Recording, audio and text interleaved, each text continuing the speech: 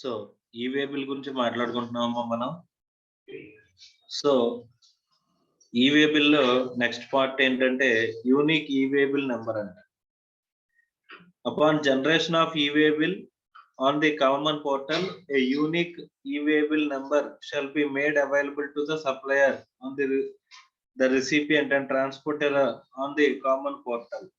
మా ఎప్పుడు e-way bill ఎవరు జనరేట్ చేయొచ్చమ్మా?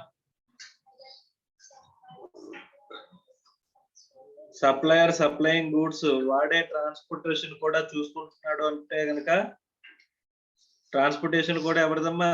సప్లయర్దే అని చెప్పేసి అనుకుంటే supplier will generate e-way bill. అదే supplier unregistered person, recipient registered person అనుకుంటే recipient will generate e-way bill. అంతే కదమ్మా. So transporter supplier service supplier receiver ఇద్దరు జనరేట్ చేయకపోతే అప్పుడు ఎవరు జనరేట్ చేయాలమ్మా? ట్రాన్స్పోర్టర్ జనరేట్ చేయాలి. ఓకే, ఆ transporter based on the invoice particulars అయ్యి తీసుకుని ఏం చేయాలమ్మా? ట్రాన్స్పోర్టర్ కి లైబిలిటీ అనేది ఆబ్లిగేషన్ అనేది పెట్టారంట. ఏం జనరేట్ చేయడానికి? ఈ-వే బిల్ జనరేట్ చేయడానికి. అర్థం అవుతుందా? సో కాబట్టి సప్లయర్ జనరేట్ చేయకపోయినా రిసిపియంట్ జనరేట్ చేయకపోయినా ఖచ్చితంగా ఎవరు జనరేట్ చేయాలమ్మా? Transporter has to generate e-way bill. Okay, e-way bill లోని ఎన్ని పార్ట్స్ ఉంటాయంటే పార్ట్ ఏ, పార్ట్ బి అని చెప్పేసి 2 పర్టికులర్స్ ఉంటాయి కదమ్మా. సో పార్ట్ ఏలోనేమో ఈ goods description, quantity, rate, amount అన్ని పర్టికులర్స్ ఉంటే పార్ట్ బిలోనేమో ట్రాన్స్పోర్టేషన్ పర్టికులర్స్ ఉంటాయి. అంతే కదమ్మా. సో కావాలనుకుంటే మనం ఈ ఇన్వాయిసింగ్ లోని పర్టికులర్స్ అన్ని ఇచ్చేస్తే ఆటోమేటిక్ ఏమొచ్చేస్తుందమ్మా? ఈ-వే బిల్ కూడా జనరేట్ అయిపోతుంది కదా. సో ఆటోమేటిక్ గా ఈ-వే బిల్ కూడా జనరేట్ అయిపోతుంది ఇన్వాయిసింగ్ లోనే చెప్పేసి మనం మాట్లాడుకున్నాం. Okay right. సో అందులో ఇక్కడ ఏం మాట్లాడుతున్నాడంటే సప్లయర్ జనరేట్ చేసిన, రిసిపియంట్ జనరేట్ చేసిన, ట్రాన్స్పోర్టర్ జనరేట్ చేసిన, మనకి ఎవరు జనరేట్ చేసినా సరే యూనిక్ ఈ-వే బిల్ నెంబర్ అని చెప్పేసి ఒకటి వస్తుందని చెప్పేసి మనకి చెప్పారు. ఓకే సార్, ఏ అనేవాడు సప్లయర్ సార్, బి అనేవాడు రిసిపియంట్. రిసిపియంట్ ఏం చెప్పాడంటే నాకు కాదు డైరెక్ట్ గా సి కి సప్లై చేయండి అని చెప్పేసి అన్నాడు. చేయొచ్చమ్మా అలాగా? Yes or no? అప్పుడు ఎన్ని వేబిల్స్ వస్తాయమ్మా? అప్పుడు ఎన్ని వేబిల్స్ వస్తాయంటే ఒకటే ఈ వే బిల్ వస్తుంది, కానీ 2 ఇన్వాయిస్లు ఉంటాయి. ఏ అనేవాడు బికి రేస్ చేసే ఇన్వాయిస్, బి అనేవాడు సికి రేస్ చేసే ఇన్వాయిస్. బట్ వే బిల్ మాత్రం ఒకటే. వే బిల్ అనేది ఒకటి, ఇన్వాయిస్లు మాత్రం 2. అర్థం అవుతుందా? ఇదన్నీ మాట్లాడుకున్నాం కదమ్మా already.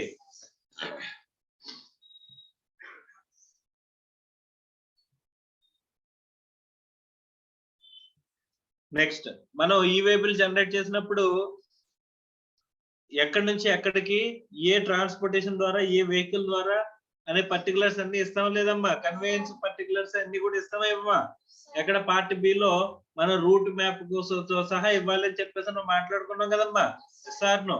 Right. Transfer of goods from one conveyance to another.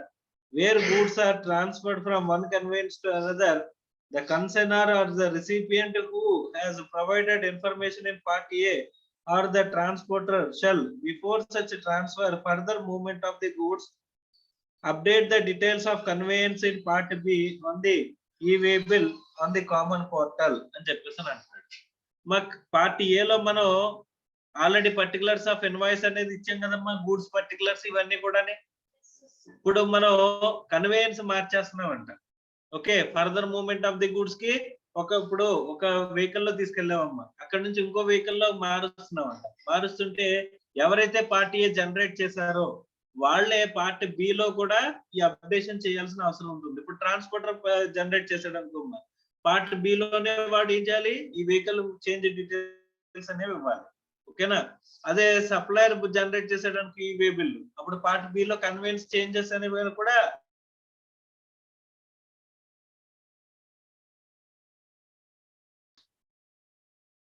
consignment of goods may be required to transferred from original conveyance due to unforeseen like breakdown of the vehicle. In such cases, transporter transferring the goods from one conveyance to another in the course of transit shall, before such transfer and further movement of the goods, update the details of the conveyance. మా conveyance ఎక్కడైనా ఇప్పుడు vehicle వెళ్తుంది, lorry break down అయిపోయింది, పక్కన ఆపేస్తారు కదమ్మా, అప్పుడు goods మళ్ళీ ఇంకో కన్వేయన్స్ లో మారుస్తారు కదా, కానీ ఈ లారీ పర్టికులర్స్ కదా అక్కడ ఇచ్చాం. సో ఈ లారీ పర్టికులర్స్ అక్కడ పర్సన్, ఆథరైజ్డ్ పర్సన్ ఎవరైతే ఉన్నారో వాడి పర్టికులర్స్ అన్ని కూడా ఇవ్వాలమ్మా. సో ఎవరి కస్టడీలో గూడ్స్ అన్నాయి అని చెప్పేసి. సో ఇప్పుడు వెహికల్ మారిపోయింది, పర్సన్ మారిపోయింది అంటే ఆ పర్టికులర్స్ ఖచ్చితంగా ఏం చేయాలి, అప్డేట్ చేయాలి. ఎక్కడ పార్ట్ బి లో.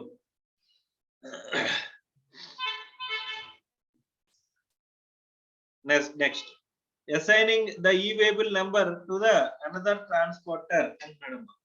Consignor or recipient who has furnished the information in part A, the transporter may assign e-waybill number to another registered controlled transporter for updating information in part B for the further movement of the consignment.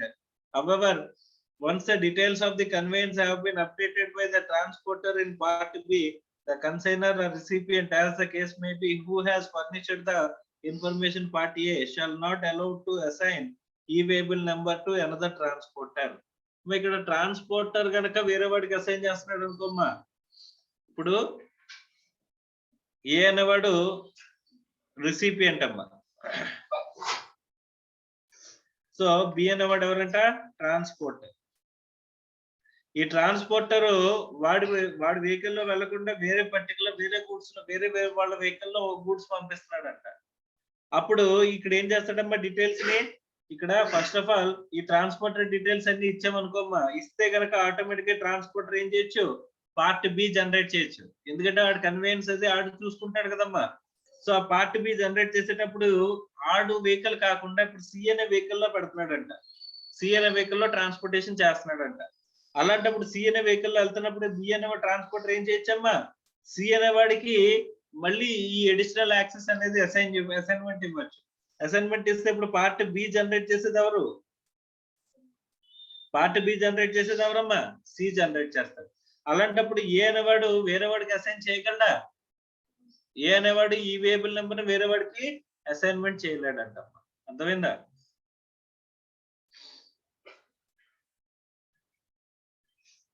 Next consolidated e-waybill. After e-waybill has been generated where multiple consignments are intended to be transported in one conveyance, the transporter may indicate the serial number of e-waybills generated in a respect of each such consignment electronically on the common portal and consolidate e-waybill in form GST EWB 02 అని చెప్పేసి అంటాడమ్మా. Okay right. Transporter మన vehicle లో ఒక vehicle పెట్టాడమ్మా, ఆ ఒక vehicle exclusive ఒక పర్సన్ కే పెడతాడా, పెట్టచ్చు పెట్టకపోవచ్చు గూడ్స్ ని బట్టి, అంతేనా. సో నేను హాఫ్ ట్రక్ గూడ్స్ మాత్రమే నేను ఇచ్చానంట, మిగతా హాఫ్ ట్రక్ కి ఇంకో ఇద్దరు గూడ్స్ ని తీసుకున్నాడంట. మొత్తం ఆ ముగ్గురిది కలిపి ఆ ట్రక్ లో గూడ్స్ ఉన్నాయి. అర్థం అవుతుందా? సో ఇప్పుడు ఎన్ని ఈ-వేబుల్స్ క్యారీ చేయాలి, 3 ఈ-వేబుల్స్ క్యారీ చేయాలి కదమ్మా, ఇన్వాయిస్ పర్టికులర్స్ ఇవన్నీ కూడా. అలా లేకుండా వాటన్నిటిని కామన్ పోర్టల్ లో మనం అప్డేట్ చేసేసి ఇప్పుడు వాళ్ళందరూ కూడా ఏం చేస్తారు, వీడికి అసైన్ చేసేస్తారా, అసైన్ చేసిన తర్వాత పార్టీ ఏ పర్టికులర్స్ ఇచ్చి వీడికి అసైన్ చేస్తే వీడు ఏం చేయొచ్చు, పార్టీ బి పర్టికులర్స్ ఫిల్ చేసుకోవచ్చు కదమ్మా. అలాగే ఈ ఇన్వాయిస్ సారీ ఈ-వేబుల్స్ అన్నిటిని కూడా మూడింటిని కూడా కన్సాలిడేట్ చేసి వాడు ఒక కొత్త ఫామ్ అనేది ఫైల్ చేయొచ్చు అంట. ఓకే, టోటల్ గా ఈ కన్సైన్మెంట్ వెహికల్ లో ఎంత మంది గూడ్స్ వెళ్తున్నాయి అని చెప్పేసి, ఎంత మంది ఈ-వేబుల్స్ జనరేట్ చేసిన వాటి కలిపిన గూడ్స్ వెళ్తున్నాయని చెప్పేసి కలిపి మనం చేసుకోవచ్చు అంట. అర్థమవుతుందా? ఎవరు చేస్తారు అది? ట్రాన్స్పోర్ట్. ఎవరమ్మా? Transporter may indicate the serial number of e-way bill generated in respect of each such consignment electronically on the common portal and consolidate the e-way bill అని చెప్పేసి చెప్తున్నాడు. ఈ ఈ-వేబుల్ నెంబర్స్ ఉంటాయి కదమ్మా, వాటన్నిటిని కలిపేసి ఒకే చోట సీరియల్ నెంబర్లు ఇచ్చేసి ఏం చేయొచ్చు, ఈ-వేబుల్ కొత్త ఈ-వేబుల్ అనేది జనరేట్ చేయొచ్చు, కన్సాలిడేటెడ్ ఈ-వేబుల్. అర్థమైందా? సో ఎప్పుడు జనరేట్ చేస్తారమ్మా, జనరల్ గా prior to the movement of the goods. Next, consolidated e-way bill is a document containing multiple e-way bills for multiple consignments being carried on by one conveyance. Okay vehicle వెళ్తుంది but different parties యొక్క goods తీసుకెళ్తుంది అనుకున్నప్పుడు ప్రతి ఒక్కళ్ళు ఈ-వే bill generate చేస్తారు కదా. ఆ ఈ-వే bill generate చేసిన అంతటిని కలిపి అన్నిటిని నెంబర్స్ ఉంటాయి కదమ్మా. ఆ ఈ-వే బిల్ నెంబర్స్ అన్ని కూడా ఈబిఎన్స్ అంటారు కదా, ఈ-వే బిల్ నెంబర్ అవన్నీ కలిపేసి ఒక పోర్టల్లో మనం ఈ-వే బిల్ నెంబర్స్ అన్ని మెన్షన్ చేస్తూ కన్సాలిడేటెడ్ ఈ-వే బిల్ ఒకటి తీసుకోవచ్చు. అర్థమవుతుందమ్మా?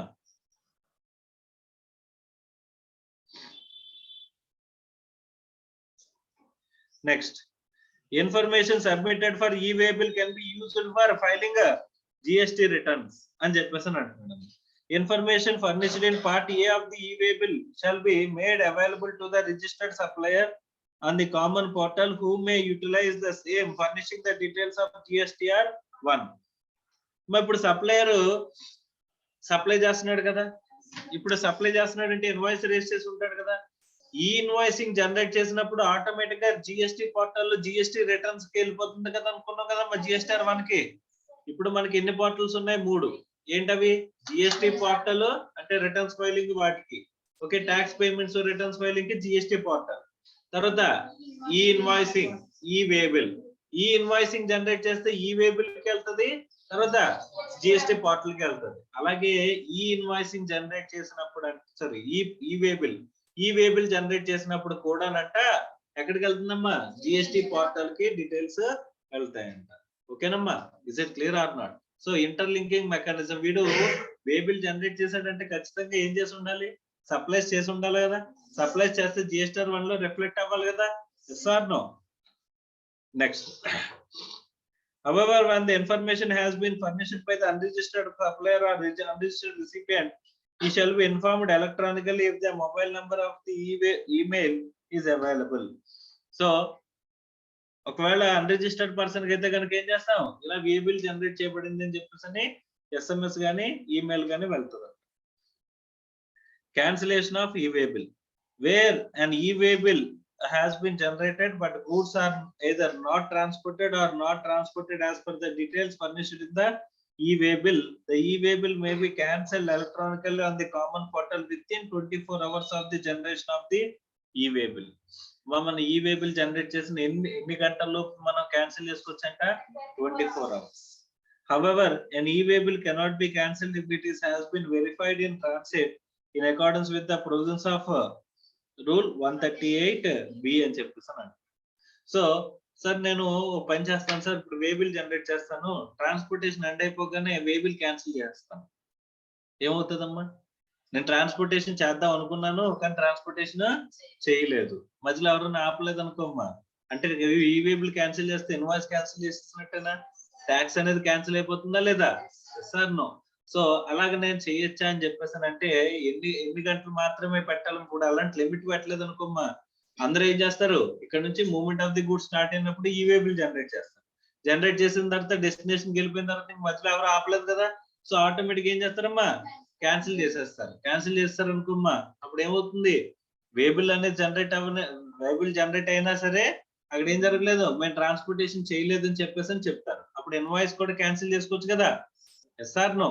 సో అప్పుడు ట్యాక్స్ అనేది నిజంగా వెళ్తుందమ్మా? గవర్నమెంట్ కి వెళ్తుందా లేదా? లేదు కదా. సో అలాంటి మాల్ ప్రాక్టీసెస్ అనేవి చేసే అవకాశం అనేది ఉంది అని చెప్పేసి అని చెప్తున్నారు. Is it clear or not? Right. అందుకోసమనే టైం లిమిట్ అనేది పెట్టారంట. ఎప్పుడు లోపు క్యాన్సిల్ చేసుకోవచ్చు అంటే క్యాన్సిల్ చేసుకుంటే 24 hours లోపల మనం క్యాన్సిల్ చేసుకోవచ్చు. ఒకవేళ మధ్యలో కనుక ఎవరైనా ఆఫీసర్ ఆపేశారు అనుకోమ్మా, 24 hours లోపలనే మనం వెళ్ళటం మధ్యలో వెరిఫికేషన్ అంటే జరిగింది అనుకోమ్మా, అప్పుడు కూడా ఏం చేయలేం? క్యాన్సిల్ చేయలేం. అర్థమైందా? ఫర్దర్ చెప్పు. అవును అవును, అంటే అక్కడ వెరిఫికేషన్ లో వాళ్ళు డివైజెస్ పట్టుకుని ఉంటారు కదమ్మా, ఆ డివైజెస్ పట్టుకున్న దాంట్లో అది క్యాన్సిల్ అని చూపిస్తుంది. నీకు క్యూఆర్ కోడ్ స్కానింగ్ తర్వాత ఈ ప్రొసీజర్స్ అన్ని కొన్ని పెట్టారు కదమ్మా, ఆ ఈ-వే బిల్ జనరేట్ చేసిన దాన్నే జస్ట్ ఇది కొట్టారంటే అందులో తెలిసిపోతుంది ఇది జనరేట్ చేసింది క్యాన్సిల్ చేస్తారా లేదా అని చెప్పేసి. వాళ్ళు వెరిఫై చేసేటప్పుడు ఈ-వే బిల్ నెంబర్ ఉందా? Unique number. ఆ యూనిక్ నెంబర్ వాళ్ళకు డివైజెస్ ఇచ్చారు. ఆ డివైజెస్ లో ఎంటర్ చేస్తే కనుక క్లియర్ గా తెలిసిపోతుంది ఇది క్యాన్సిల్ చేస్తారన్న. క్యాన్సిల్ చేసినట్టు కనుక తెలిసిందా పెనాల్టీలు గట్టిగా వేస్తారు. Okay, further unique e-way bill number generated is valid for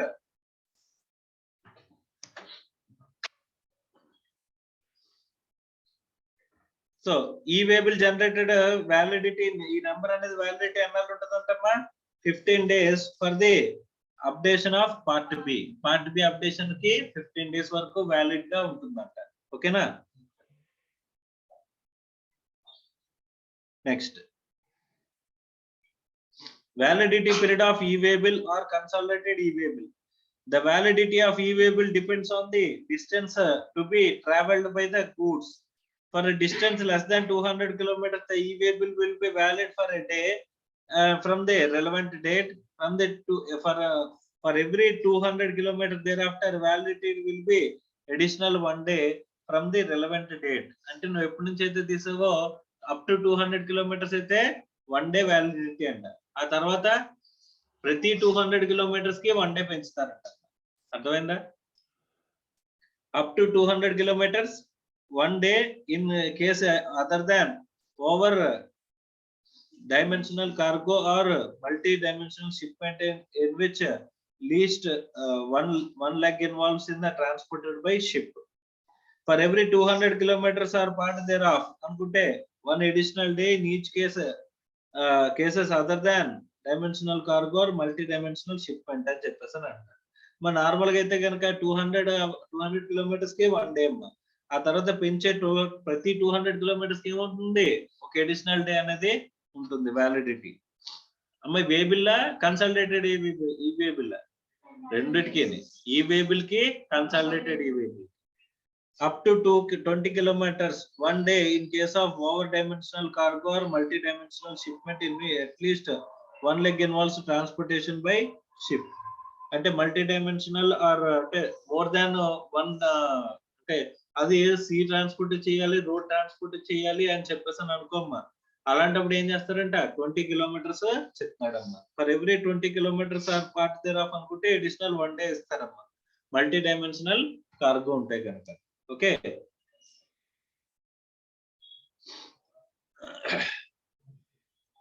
next relevant date అంటున్నాడు కదా.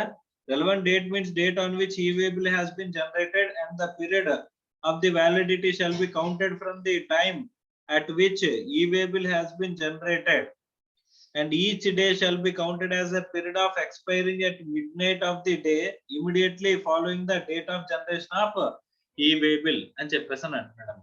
దానికి ఒక ఎగ్జాంపుల్ చూద్దాం. Suppose an e-waybill has been generated at, ఇప్పుడమ్మా ఇదేంటిది 24 hours టైం ఫార్మాట్ అంతేనా. సో 12:04 కి మనం చేసామంట on 14th March. Then the first day would be end on 12 midnight of 15th. Next second day will be ended on 12th midnight 16, 17 March and so on అని చెప్పేసి అంటున్నాడు. అమ్మా ఇక్కడ first mid night ఎప్పుడు అవుతుందమ్మా, ఏ రోజైతే జనరేట్ చేసామో ఆ రోజు రాత్రి 12 గంటల నుంచి కౌంట్ అవుతుంది 1 day అనేది. 14 పొద్దున్నే 12 గంటల 4 నిమిషాలకు మనం జనరేట్ చేస్తే అది 14 రాత్రి 12 నుంచి కౌంట్ చేస్తుంది. అర్థమైందా? 1 day అంటే ఎప్పటి నుంచి కౌంట్ చేసింది 14 రాత్రి 12 గంటల నుంచి 15 రాత్రి 12 గంటల వరకు కౌంట్ చేసింది. ఏ రోజైతే మనం e-waybill జనరేట్ చేసామో ఆ రోజు రాత్రి 12 నుంచి ఈ డే కౌంటింగ్ అనేది స్టార్ట్ అయింది. Suppose an e-waybill generated on 23:58 అంటే 11 గంటల 55 నిమిషాలకు జనరేట్ చేసాం అనుకోండి అమ్మా 14th March. Then first day would be end on 15th day of 12 midnight of 15th అని చెప్పేసి అని అంటున్నాడు. అంటే 14 రాత్రి 11 గంటల 58 నిమిషాల కంటే 14 రాత్రి 12 నుంచి కౌంట్ అయిపోద్దమ్మా. ఆ 2 నిమిషాల నుంచి కౌంట్ అయిపోద్ది. అర్థమైందా? 14 12 గంటల నుంచి 15 12 గంటల వరకు స్టార్ట్ అయిపోతుంది. అర్థమవుతుందా? సో సపోజ్ మధ్యాహ్నం 2ంటికి నేను జనరేట్ చేశాను అనుకోమ్మా. ఇప్పుడు ఇవాళ నిన్న తారీఖు అమ్మా 18th.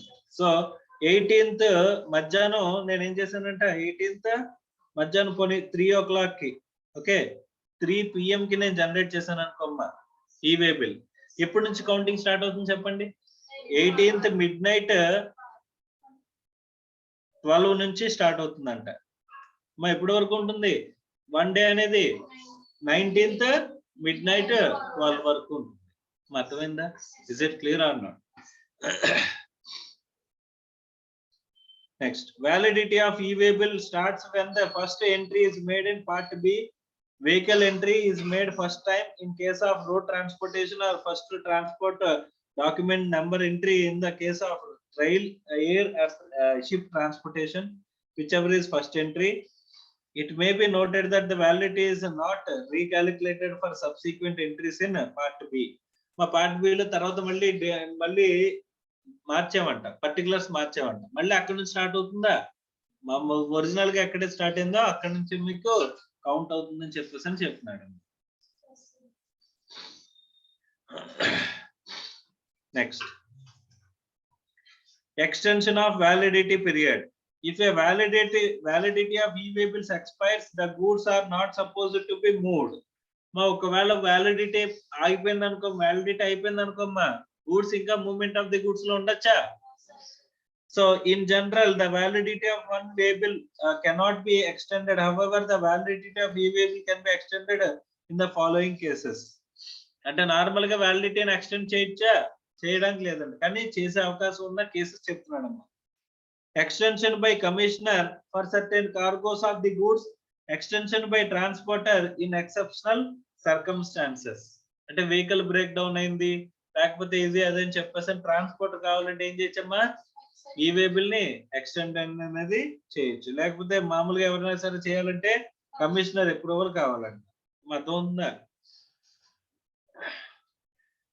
The validity of the e-way bill may be extended within 8 hours from the time of its expiry. అంటే ఎక్స్పైరీ నుంచి 8 hours లోపు మనం ఏం చేయొచ్చమ్మా?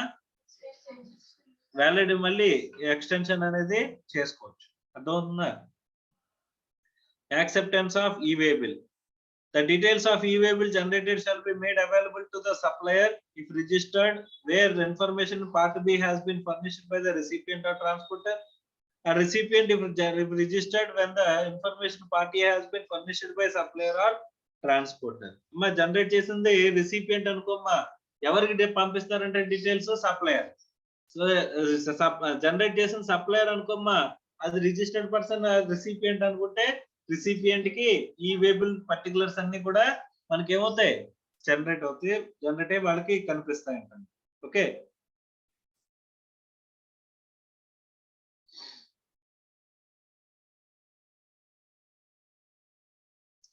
in case person to whom the information party is made available does not communicate his acceptance or rejection within the specified time, it shall be deemed to have been accepted. The said details, the time limit specified for this purpose is 72 hours for the details of available in the common portal or time of delivery, whichever is earlier అన్నాడు. అంటే ఇప్పుడు మనం details పంపిస్తాం కదమ్మా, అవతల party ఏం చేయాలి? ఈ వే బిల్ లో జనరేట్ చేసిన డీటెయిల్స్ పంపిస్తాం, అవతల పార్టీ ఏం చేయాలి? యాక్సెప్ట్ చేయాలి.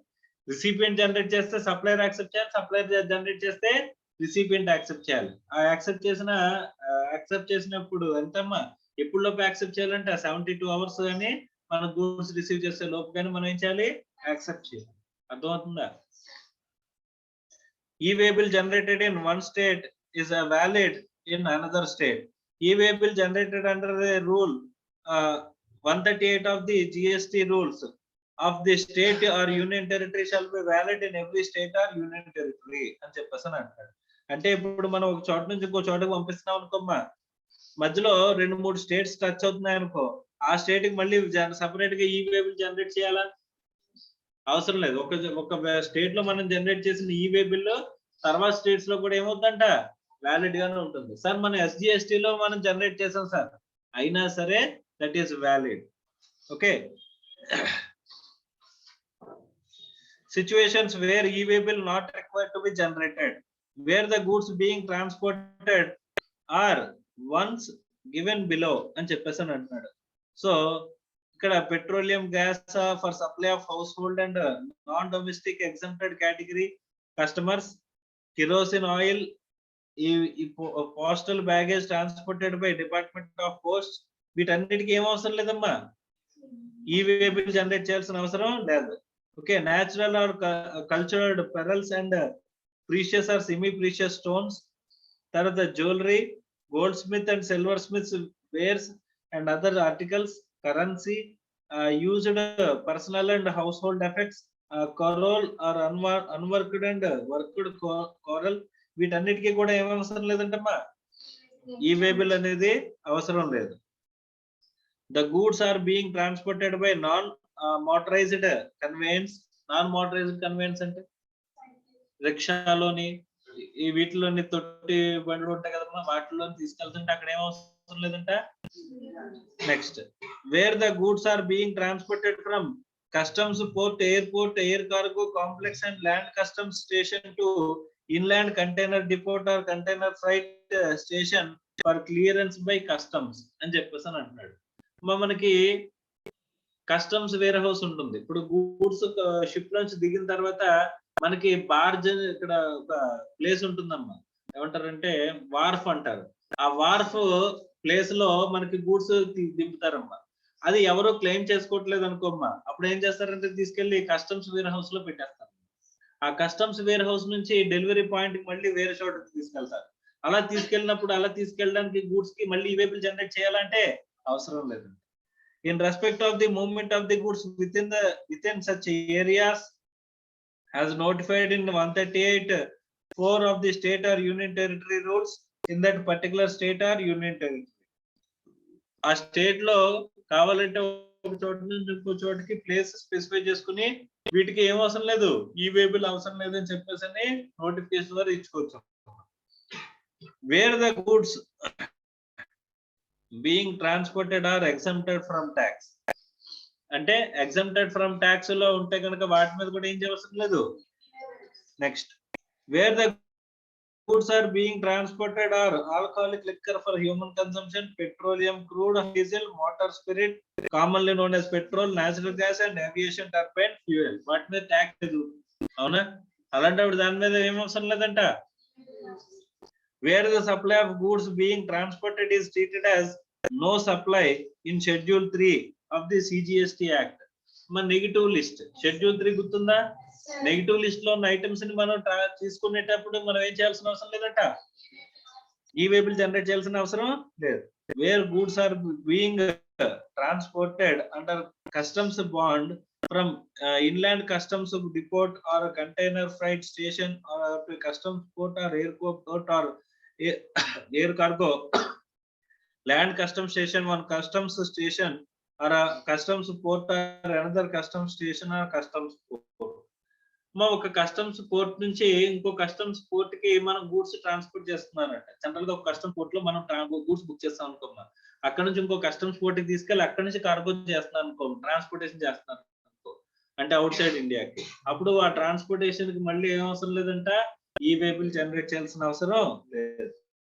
Under customs supervision or under customs seal, అక్కడ కస్టమ్స్ ఆఫీసర్ ఏం చేస్తాడు, కస్టమ్స్ సీల్ వేస్తాడు. ఆ సీల్ వేసిన గూడ్స్ ని ట్రాన్స్పోర్ట్ చేసేటప్పుడు ఏం అవసరం లేదు, ఈ వే బిల్ అనేది జరగచ్చు, ఉండాల్సిన అవసరం లేదు. Where the goods being transported or transit cargo from or to Nepal or Bhutan, so అక్కడ నుంచి రావడం కానీ అక్కడికి వెళ్ళడం కానీ జరిగేటప్పుడు ఏమవుతుందమ్మా, ఈ వే బిల్ అవసరం లేదు. Where the goods being transported are exempt from tax under notification 7/2017, supply of goods by CSD to unit run canteens or authorized customers and supply of goods by unit run by canteens to the authorized customers and notification supply of heavy water and nuclear fuels by Department of atomic energy nuclear power corporation of India. So వీళ్ళు particulars అనేవి ఎక్కడ ఇవ్వక్కర్లేదమ్మా, ఇవి ఏంటంటే specialised cases, వాళ్ళకి ఈ transportation particulars ఎలా వెళ్తాయి ఏంటి అనేది చెప్పాల్సిన అవసరం లేదు. Some of the secrets may be involved కాబట్టి. any movement of the goods caused by defense formation under Ministry of Defense as a consignor consignee, where the consignor goods is the central government, state government of state or local authority for transportation of goods by rail.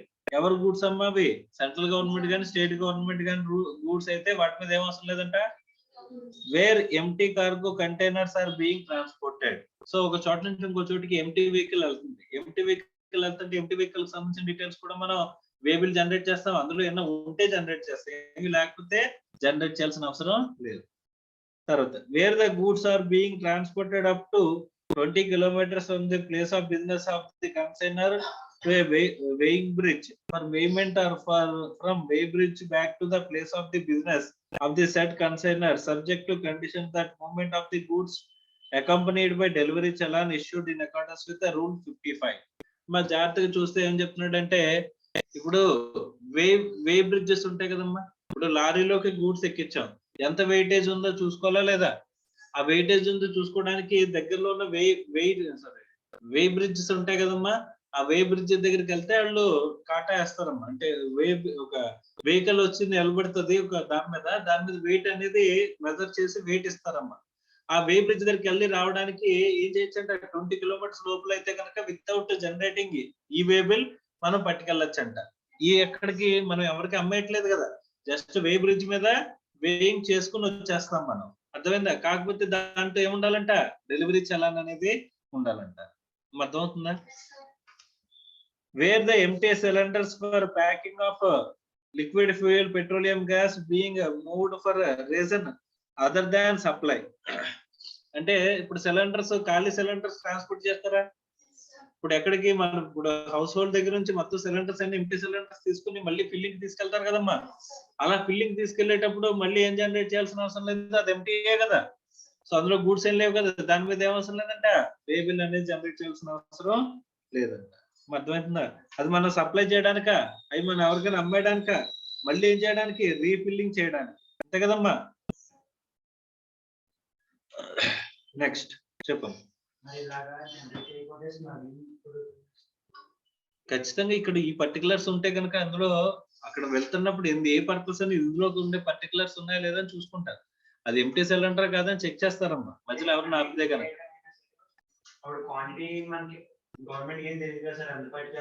ఖచ్చితంగా verification officers ఉంటారు కదమ్మా, మధ్యలో ఆపుతారు కదా. వీటికి అక్కర్లేదు కాబట్టి ఇవి నిజంగా రియల్ సిచ్యువేషన్స్ కాదని చెప్తే వాళ్ళు వెరిఫై చేస్తారు ఆఫీసర్స్ నిజంగా అక్కడ గూడ్స్ లేవు అని చెప్పేసి కన్ఫర్మ్ చేసుకుంటారు, అది ఎగ్జామ్టెడ్ అని కన్ఫర్మ్ చేసుకుంటారు, వాళ్ళు వెరిఫై చేస్తారు. అప్పుడు మాత్రమే మీకు ఈ ఎగ్జామ్షన్ అనేది. అంటే ఇందులో ఇన్వాయిస్ ఇష్యూ అవ్వాల్సిన అవసరం లేదు కదా. ఇప్పుడు ఎగ్జామ్టెడ్ గూడ్స్ ఉన్నాయి, వాటికి ఇన్వాయిస్ ఉంటే ఏంటి లేకపోతే ఏంటి, జిఎస్టీ వరకు ఏ ప్రాబ్లం లేదు కదా. మీకు అర్థమైందా? అంటే రెవెన్యూ లీకేజ్ లేదు కదా.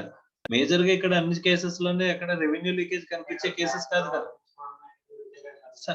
జరుగుతున్నప్పుడు మధ్యలో ఆపితే దొరికితే చేస్తారు. ఓకేనా? డాక్యుమెంట్స్ అండ్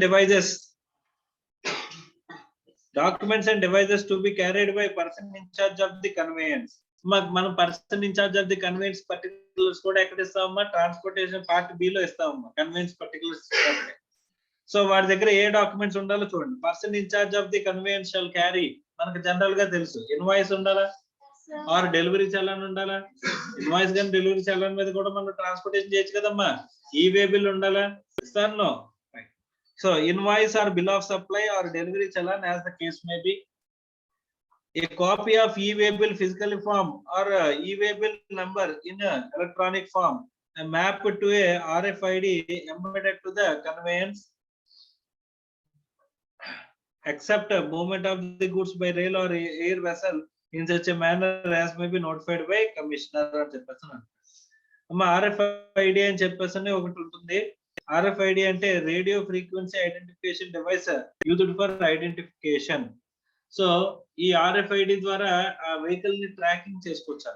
వెహికల్ ఏం చేసుకోవచ్చు, ట్రాకింగ్ చేసుకోవచ్చు. ఆ ట్రాకింగ్ తో ఇంక్లూడ్ అయిన ఈ పర్టికులర్స్ అన్ని కూడా మనం ఉండాలంటాం.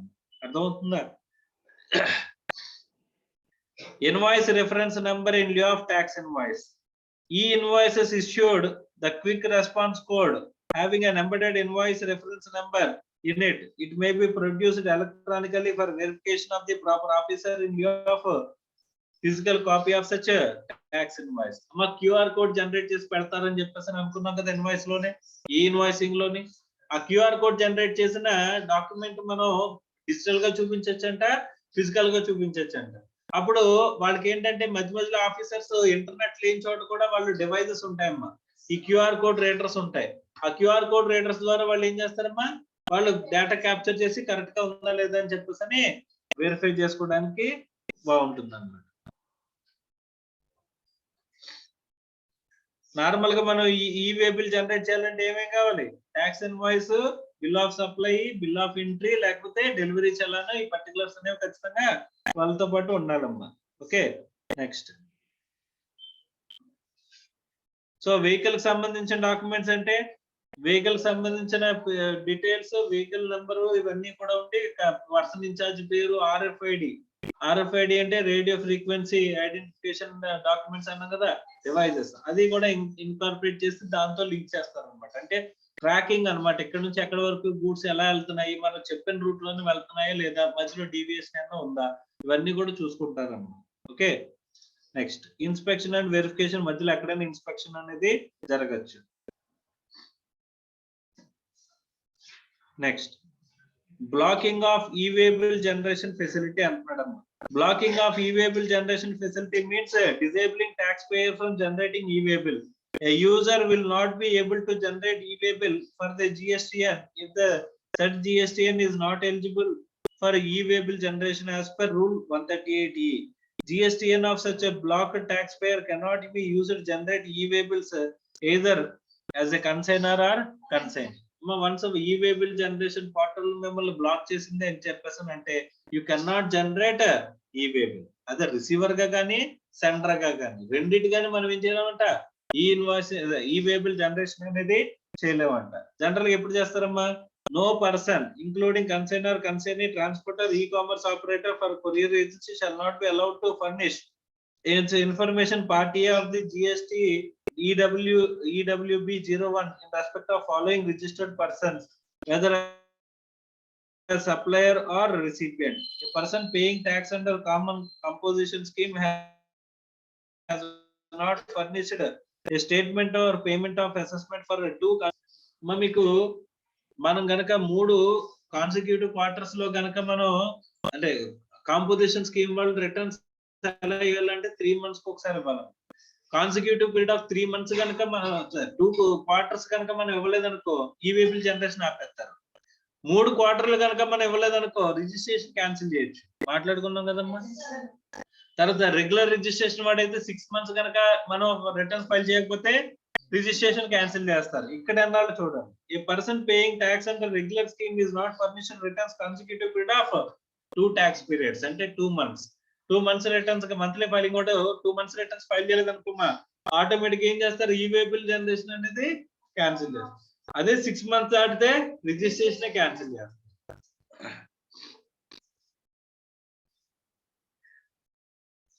Next, person paying tax under regular scheme has not furnished GSTR1 for any 2 months or quarters as the case may be.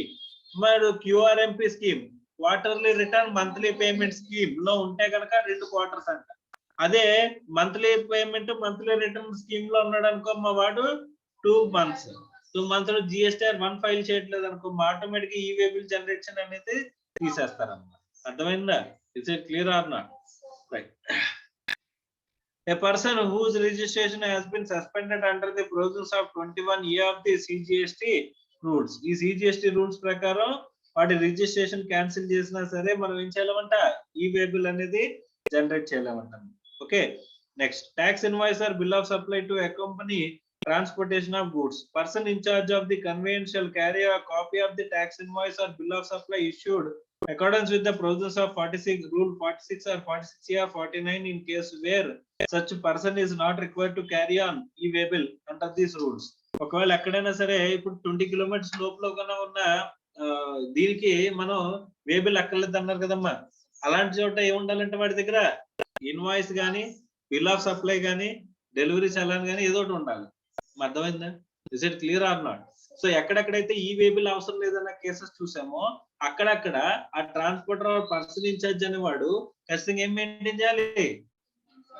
Invoice అనేది మెయింటైన్ చేయాలి. మా నాన్ మోటార్ వెహికల్ లో వెళ్ళేవాడు ఇది ఈ వేబిల్ అవసరం లేదనుకున్నాం, అవునా? సో వాడి దగ్గర ఖచ్చితంగా ఏముండాలి?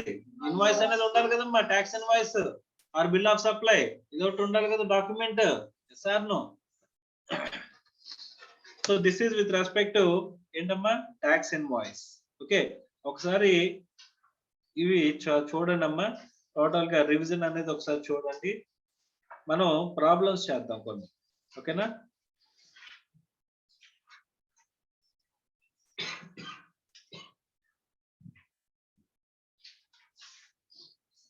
చూడండి, తర్వాత ఒకసారి టోటల్ గా ఓవర్ వ్యూ చూడండి అమ్మ. ఇప్పుడు మనం డైరెక్ట్ గా ప్రాబ్లమ్స్ అనేవి చేసేద్దాం. Sultan Industries Limited, Delhi, entered into a contract with Prakash Entrepreneurs, Delhi, for supply of spare parts of a machine on 7th September. The spare parts was to be delivered on 30th September. వాడు contract లోకి enter అయింది ఎప్పుడు? 7th September. కానీ goods delivery అవుతుంది ఎప్పుడు?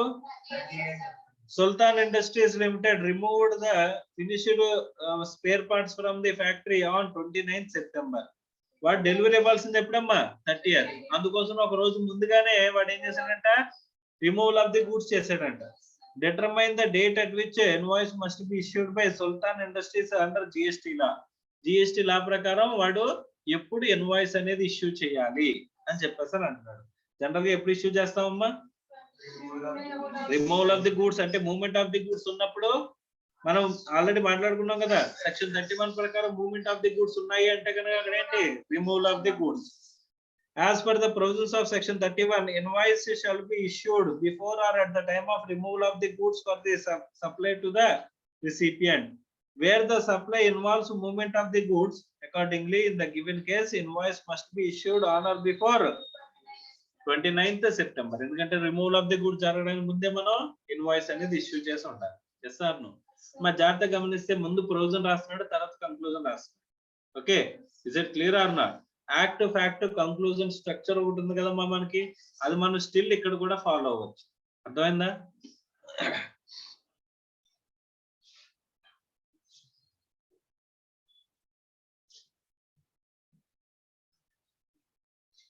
Next చూడండి. MBM caretakers, a registered person, provides services of repair and maintenance of electrical appliances. వాడు ఏం చేస్తున్నాడమ్మా? ఎలక్ట్రికల్ అప్లయన్సెస్ బాగు చేస్తున్నాడు. On April 1st, it has entered into an annual maintenance contract with P for its air conditioner and washing machine. Washing machine కి, air conditioner కి ఏం చేస్తానంటున్నాడమ్మా? Repair చేసే ఒక contractor. AMC అంటున్నాడమ్మా. AMC అన్నాడా? Annual maintenance contract. Annual maintenance contract అంటే ఏంటి sir అని చెప్పేసానంటే, ఒక ఇయర్ లో మీకు ఈ ఏసీ నుంచి, వాషింగ్ మిషన్ నుంచి మీకు ఎలాంటి రిపేర్ వచ్చినా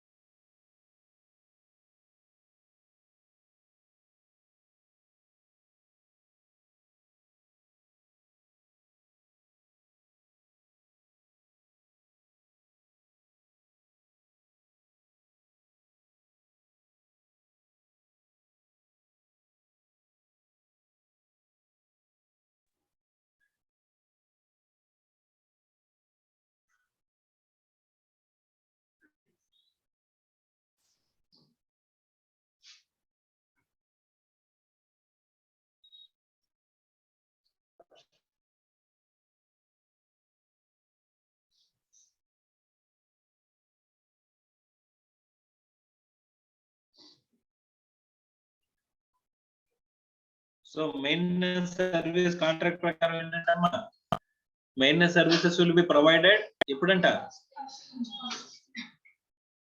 first day of each quarter at the relevant financial year, and payment for the same will also be due on the date on which the services are rendered. During the year, it provided the services on April 1st, July 1st, October 1st, January 1st in accordance with the contract. When should the MBM caretakers issue tax invoice for the services rendered? And చెప్పేసాను మీది continuous service అనొచ్చా అనకూడదా?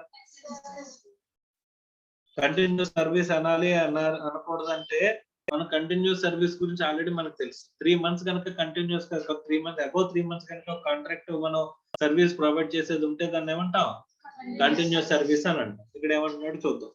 Continuous supply of services means inter ఏలియా supply of services which is provided or agreed to be provided continuously for or on recurrent basis under a contract for a period of exceeding 3 months with a periodic payment obligation. Periodic payment obligation తో మనం 3 months కంటే ఎక్కువ గనక ఉంటే గనక ఒక service provide చేసే contract ఉంటే దాన్ని ఏమంటాం, కంటిన్యూస్ సప్లై ఆఫ్ సర్వీస్. అలాంటి కంటిన్యూస్ సప్లై ఆఫ్ సర్వీస్ కనుక చేసినట్లయితే మన ఇన్వాయిస్ అనేది ఎప్పుడు issue చేయాలంటమ్మా, therefore given situation is a cause of continuous supply of service as the repair and maintenance services have been provided by MBM caretakers on a quarterly basis under a contract for a period of 1 year, which obligation of for quarterly payment. మా payment obligation కి payment contract లో payment కో structure ఉంది కదా, ఒక dead line ఉంది కదా. So సంవత్సరం అంతా ఎప్పుడు వచ్చినా ప్రొవైడ్ చేస్తాం. సో ప్రతి 3 months కి ఒకసారి మనం పేమెంట్ తీసుకుంటాం, అంతే కదమ్మా. In terms of section 31, in case of continuous supply service where due date for payment is ascertainable from the contract, invoice shall be issued on or before the due date of payment. మనకి payment ఎప్పుడైతే వస్తుందో due date ఉందో ఆ due date కి ముందు మనం issue చేయాలంట. ఇది కంటిన్యూస్ సప్లై ఆఫ్ సర్వీసెస్ లో పాయింట్ ఇది. Therefore, in the given case, MBM caretakers should issue quarterly invoices on or before April 1st, July 1st, October 1st, January 1st. వాళ్ళకి డబ్బులు ఆ టైంలో వస్తాయి కదమ్మా, దానికంటే ముందే వాళ్ళు ఏం చేయాలి, ఇన్వాయిస్ అనేది ఇష్యూ చేస్తుంటారు. ఎందుకంటే కంటిన్యూస్ సప్లై సర్వీసెస్ లో అక్కడ మనకి ఏమున్నది, పేమెంట్ డేట్ అనేది అసర్టైన్ చేయగలుగుతున్నాం కాబట్టి అసర్టైన్మెంట్ డేట్ కంటే ముందే మనం ఏం చేయాలి, ఇన్వాయిస్ అనేది ఇష్యూ చేయాలి.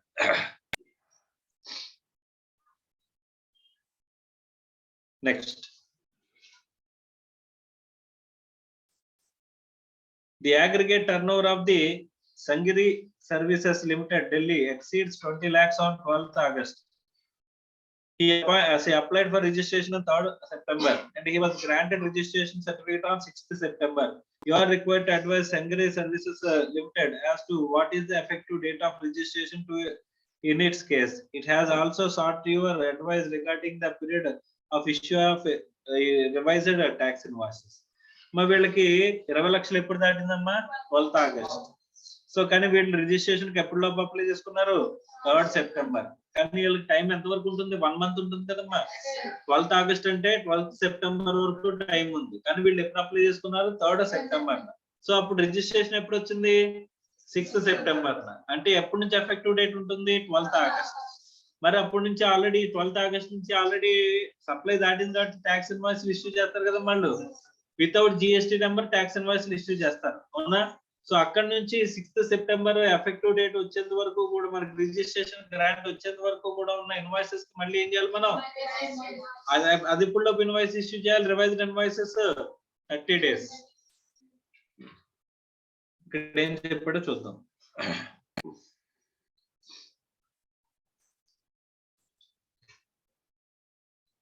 As per section 25 read with the CGST rules, where the applicant submits the application for registration within 30 days from the date of liable for registration, effective date of registration is the date on which he becomes liable for registration.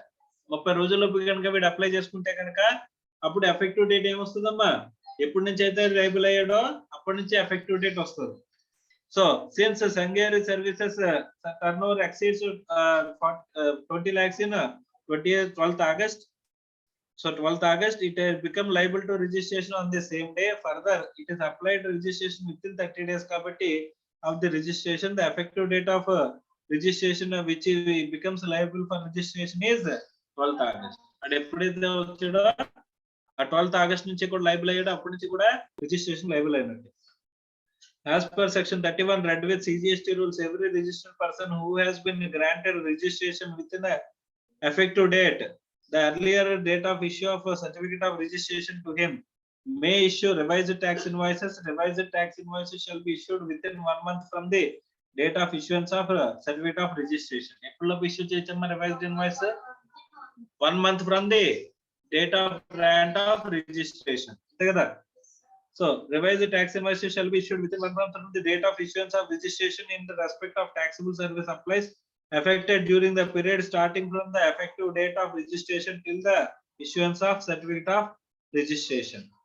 మనం ఎప్పుడైతే liable అవుతాం అప్పటి నుంచి ఇక్కడ వరకు registration వచ్చేంత వరకు ఉన్న ఇన్వాయిసెస్ కి మళ్ళీ మనం ఏం చేయాలి, రివైజ్డ్ ట్యాక్స్ ఇన్వాయిస్ ఇష్యూ చేయాలి కదమ్మా. Therefore, in the given case, Sangari Services Limited has to issue the revised tax invoices in respect of taxable supplies affected during the period of from ఎప్పటి నుంచి 12th August till the date of issuance of registration 6th September. ఎప్పటి వరకు అంటే 1 month from the date of issuance of certificate of registration అంటే 6th October.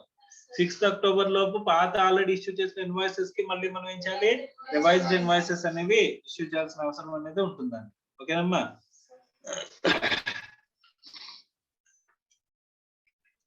Next one. Shyam Fabrics has opted for composition levy scheme in a current financial year. It has approached you for advice whether they are mandatory for issue of tax invoice. You are required to advise him regarding the same. అని చెప్పేసి అంటున్నాడు. మాడు composition scheme opt చేసుకున్నాడు. ఏం issue చేయాల్సి వస్తుందమ్మా? So a person paying the tax under the reverse charge provisions of section 10 ante composition levy shall issue instead of tax invoice bill of supply containing such particulars as may be prescribed in 31(3)(c). So therefore, in the given case, Shyam Fabrics cannot issue tax invoice. It can issue only bill of sum. Madhvendra.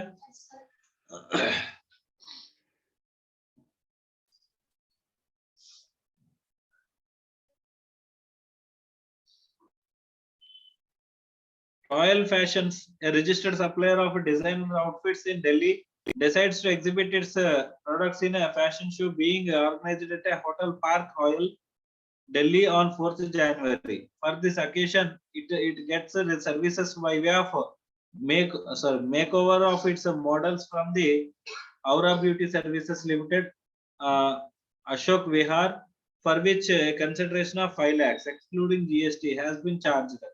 Aura Beauty Services issued duly signed tax invoice on 10th February showing the lump sum amount of 5,90,000 inclusive of CGST, SGST for each for 9% each for the services provided. Answer the following questions. వీళ్ళు ఏంటంటే ఒక fashion exhibition పెడదాం అని అనుకుంటే వాళ్ళకి models కి తయారైన కావాల్సిన మేకప్ అంతా కూడా ఏం చేస్తున్నారో ఒక కంపెనీ చేస్తారు. వాళ్ళకి 5 లక్షల కాంట్రాక్ట్ ఏమని మాట్లాడుకున్నారు, ఎక్స్క్లూడింగ్ జిఎస్టీ మాట్లాడుకుంటే వాళ్ళు ఏం చేశారు, 5,90,000 కి ఇంక్లూజివ్ ఆఫ్ జిఎస్టీ ఒకే ఇన్వాయిస్ అనేది ఇచ్చేసారంట. Okay, examine whether the tax invoice has been issued within the time limit prescribed under the law. Tax invoice ఎప్పుడు ఇష్యూ చేశారంటమ్మా వీళ్ళు? 10th February ఇష్యూ చేశారంట. ఓకే, సో వీళ్ళు కాంట్రాక్ట్ లోకి enter అయింది ఎప్పుడమ్మా? 4th January. 4th January అంటే మనం ఎప్పుడు ఇన్వాయిస్ ఇష్యూ చేయాలి సర్వీసెస్ కి? 1 month కమ్మా. 1 month అన్నప్పుడు అంటే ప్రొవిజన్ ఆఫ్ సర్వీసెస్ నుంచి 1 month లోపు కాబట్టి ఇష్యూ చేసుకోవచ్చు. కానీ 4th ఏమొస్తుంది, February వస్తుంది. కానీ వీళ్ళు ఎప్పుడు ఇష్యూ చేశారు? రైట్, చూద్దాం తర్వాత. Tax consultant of Royal Fashions objected the invoice raised, suggested that the amount of tax charged in respect of taxable supply should be shown separately in the invoice raised by Aura Beauty Services Limited. However, Aura Beauty Services Limited contends that there is no mandatory requirement showing tax component separately in the invoice. You are required to examine the validity of the objections raised by tax consultants of Royal Fashions. Royal Fashions ఏదైతే వాళ్ళ accountant అడిగాడు, వీళ్ళంతా కలిపి invoice ఇస్తున్నారు కానీ breakup of taxes ఉండాలి అని చెప్పేసి అన్నాడంట. ఇదే మ్యాండేటరీ ఏం కాదు అలాంటిది అని చెప్పేసి వీళ్ళ అకౌంటెంట్ చెప్తున్నాడంట. సో ఎవరి contention correct? Whether Royal Fashions contention correct objections raise చేసింది కరెక్టా కాదా అని చెప్పేసి అడుగుతున్నాడు. Yes or no? ఇందులో 2 క్వశ్చన్స్ ఉన్నాయి. ఫస్ట్ క్వశ్చన్ ఏంటి? విత్ ఇన్ ఎప్పుడు 30 days లోపు కదా. 30 days అంటే 4th February, 3rd February అంటే 4th January ఎంటర్ అయ్యాం కాబట్టి మనకి 30 days ఎప్పుడు కంప్లీట్ అవుద్ది? 3rd February కంప్లీట్ అవుతున్నాము. ఓకే, తర్వాత ఈడు కానీ ఇష్యూ చేసిన ఇన్వాయిస్ మాత్రం 10th February. కానీ తర్వాత ఈ ట్యాక్స్ ఇన్వాయిస్ ఏముండాలి? సెపరేట్ పర్టికులర్స్ ఉండాలి కదా. సో చూడండి, objections raised by tax consultants of royal fashion suggested that the amount of tax charged in the taxable make overs is ఏమంటున్నాడు? Should be shown separately raised by. వాడు చేసిన objection అనేది వ్యాలిడా కాదంటే valid in law. అర్థమైందా? Is it clear or not? మా మిగిలిన problems కూడా చదవండి ఒకసారి.